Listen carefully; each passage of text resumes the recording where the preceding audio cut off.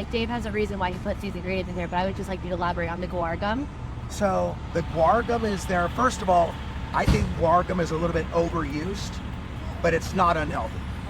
In fact, of all the gums, it's the only gum that I actually use. If you look, there's no other gums except for guar, okay? And the only exception is like acacia gum, which is a prebiotic. So in the barks of trees, just like maple syrup, there's a lot of good stuff in the barks of trees, right? The Native Americans found what they thought was a cure for cancer in the barks of trees, right? So, so barks of trees have a lot of good stuff, but they're highly processed sometimes. And most of the gums that you see, tick gum and all those, really highly processed.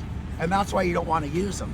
But guar gum is not highly processed, and what it does is it makes things seem thicker, and it helps stuff, nutrients bind to your intestines.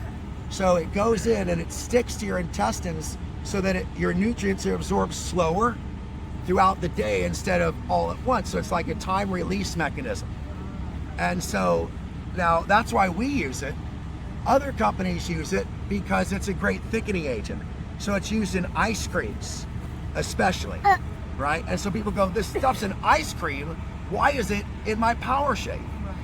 And the reason why is because we use it for the purpose of binding nutrients, letting them absorb slowly through the intestinal wall. Like we used to use activated barley for that, but then people were allergic to gluten, so we couldn't use that anymore. So we had to go out with the activated barley and in with the guar gum because it's gluten-free. Okay, but no other gums. But she's right. It's overused.